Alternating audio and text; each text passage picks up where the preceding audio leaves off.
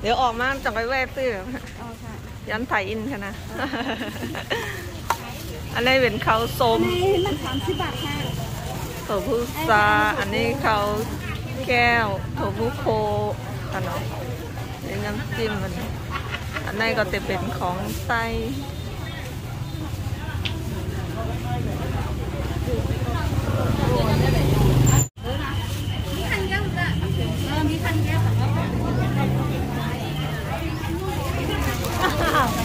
กำลังถ่ายรูปอยู่อันนี้โลละ40ค่ะอันนี้ผักกาดส้ม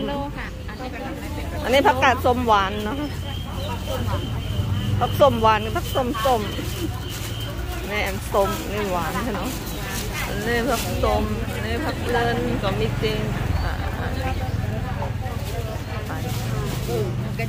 เอาอะไรเปล่าไม่ได้ใส่นี่ก็เป็นของไส้ของมันกันเนาะก็มาขายกัน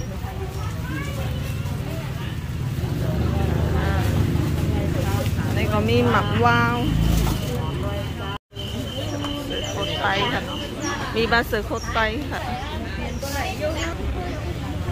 ผง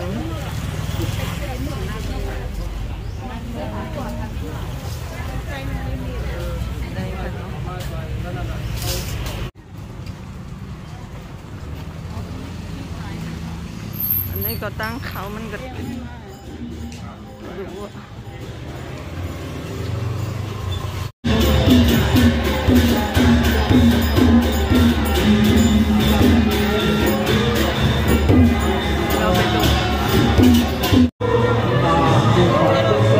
บอกยาเขาเตียกเนาะเป็นปีนอกบอกยาเขาแจ๊บนะ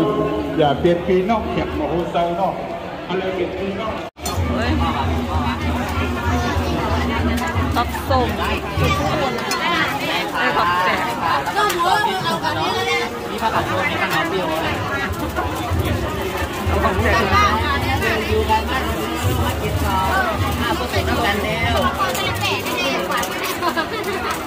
พอมาวันในจ้องไปกินที่ไหนโอ้ยขอบคุณไปกินที่ไหนกินเชี่ยวที่เห็นเชี่ยวข้างในนู่นไงเดี๋ยวเดินไปดูไหม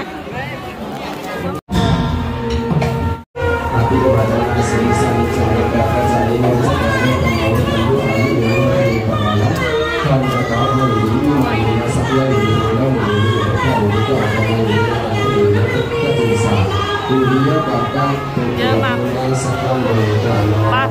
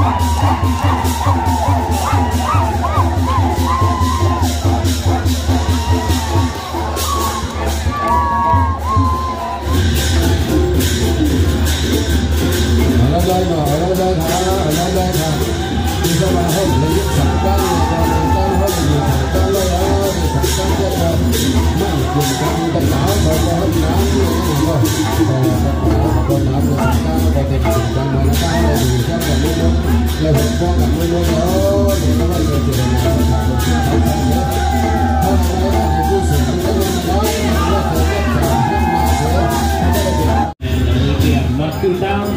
ในดูสามก้านกระถิ่นนั่นแหละเขาขาดเสื่อมในมาอยู่เนอคอยน้ำมันน้ำเสียวนั่นแหละในว่าเป็นวันนั้นไม่ก็เป็นส่วน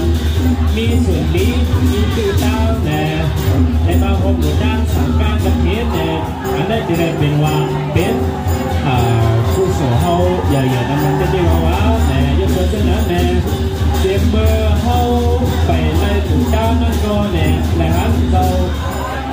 เขาในก็เลยเป็นข่าวโลกว่าที่ประกาศเขาคนเดียวเขาก็แล้วเนี่ยใครโดนด้านเนี่ยตั้งแต่วันนั้นมาก็เนี่ยตั้งแต่ด่านน้าเขาคนดีอยู่ใต้ก็ตัวคุณเมาเนี่ยดูด้านมาเนี่ยขนาดว่าเนี่ยจุดป้อมันก็เลยไปเฮียงไปขนาดอันนั้นเนี่ยเป็นอันดีผู้ที่จะหงส้นซ้ำการห้ามประกาศโดยสันติกับเขาเนี่ยการทองก็เนี่ยแรงเอาดังรถยนต์เว้นตัวคาร์บอนอะไรบ้างตัวการสารใช่ไหมในวันนี้ในห้องเรื่องแบบตามทุกข่าวเขาเนี่ยเขามาที่จะรายการดีเขาในวันนี้ในก่อนเนี่ยเปลี่ยนที่อัดซื้อสารเนื้อเนี่ยโดยเพราะนั้นเลยหยุดจะมาตามตุกตามขีนั่นเองเพราะว่าถ้าเขาเขาได้ดูยอดเลยดูว่าที่นี่จะห้องมา